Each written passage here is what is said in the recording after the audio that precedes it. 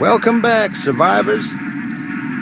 Here we are, back in the post-apocalyptic desert, where giant spiders and insects rule. Like every day, we fight and search for the essentials we need to survive. You found my channel, GenoDP Trace. If you enjoy what I do, help the channel grow by liking and subscribing. And we're continuing our adventure today. And as always, while we play, I'll be telling you the next part of the Papaya Saga. As I've already told you, there's this guy I know named Igor. He works as an assistant for 3 scientists at the Nasal Observatory. As I mentioned, they are completely clumsy. There's Papaya, the absent-minded leader, Banani, a real mess, and Ravioli, who only thinks about eating. Igor tells me every time about the disasters his bosses have caused. And I was saying how they remembered at the last second that they needed to travel for a business conference. Continuing our story, we said they had arrived at the airport, but Papaya had forgotten to pay. And because of this and many other reasons, such as their 20 suitcases to check in, they missed the flight. To top it off, Ravioli used Papaya's card at an ATM that, in Papaya's words, was suspicious and unreliable. So when Papaya tries to pay for another flight to the conference, he discovers, as we could have imagined, that the card has been cloned. But how is that possible? Oops. Ravioli remembers an explanation. The one where he uses the card at a tampered 8-man. And, as if nothing happened, eats his chocolate, keeping this little secret all to himself. Papaya struggles to connect the dots. Are you telling me you got my card cloned for a stupid chocolate? Oh no, Papaya! Now you're gonna make Ravioli mad by insulting his delicious and nutritious chocolate. The only thing capable of cheering up that poor compulsive eater, Ravioli, by calling it stupid. But Ravioli stays calm. After all, wasn't it you, Papaya, who asked him to withdraw the money?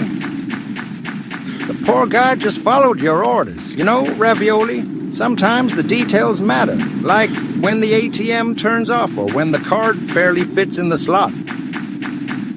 It's not just blindly following orders. For instance, if an old lady asks you to help her cross the street, you don't push her into the highway. You look to make sure no cars are coming, right? Friends, if you ever meet Ravioli, don't ask him to help you. It could be dangerous for both him and you. That's my conclusion. I don't want to dwell too much on this matter, and we surely don't want to bring up the past, do we, Papaya? It's better to listen to Banani and try to solve the situation with a phone call to the bank's customer service. But the problem is, it's not just too late for your flight. It's also too late for the bank staff, who have long since gone home to sip their juice on their living room couches. In short, customer service is closed, and Papaya's card is blocked until tomorrow morning. The summary is that they're stuck at the airport without money and will be sleeping there tonight. But Ravioli pulls out his Pollyanna-style optimism. The good news is he has some cash left. And what will they do with this small amount of money? Will they pay for a hotel? No, sir. Will they take a taxi home? Not at all. Ravioli has a better idea. Childhood dream of his comes true in that moment. They will dine on products from the vending machine. What great news, Ravioli! You know, it's always been my dream, too, to stuff myself with junk food and call it dinner. You know, ravioli? You should get checked by a doctor. I don't know, maybe one of those blood tests to see the cholesterol in your arteries? Maybe even a diabetes check. But above all, you should see a psychiatrist because the things you're doing and saying, I don't know if you've ever noticed, but they're not exactly normal. Anyway, Papaya, clearly irritated, has half a mind to do something to wake Ravioli up from this nightmare. A healthy dose of a beating.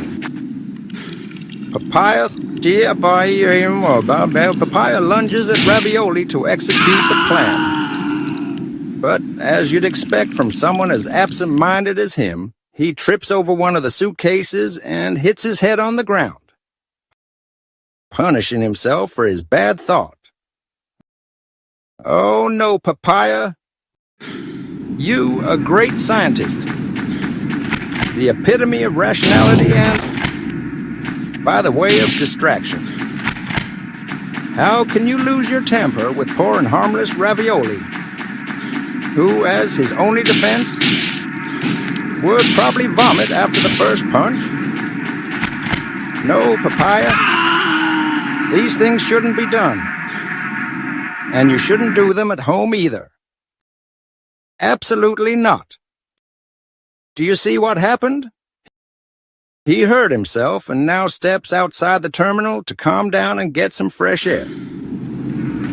Meanwhile, Banani and Ravioli, in their usual way of pretending nothing is wrong, continue talking about the book. Banani doesn't understand why there's a need to find all this evidence that the disciples were convinced of Jesus' resurrection when you can just read it in the Gospels. Ravioli explains that it's not that simple, because critics don't trust the Gospels. But confirmations can be found in indirect testimonies, such as Paul's in his authentic letters and in oral tradition, like the Creed in 1 Corinthians 15. For Banani, this is still very complicated. For Igor, it's simple. In fact, a simple analogy explains it. Papaya is like the critics of the New Testament. He could have avoided a lot of trouble by trusting the vending machine. Instead of having Ravioli withdraw from the ATM, the indirect source, he should have trusted the vending machine, his direct source. Ladies and gentlemen, Igor always has me rolling with laughter from his stories. And those scientists, I can't even describe them. Dear friends, if you enjoyed this story, you'll find many others like it on SaveBlog. Just go to saveblog.com. Join the game. You can download a free demo on itch.io. Just follow the link in the video description. Thanks for watching the video, and make sure to come back for the next one and more stories. If you like this, please leave a like and subscribe. See you next time. Bye-bye.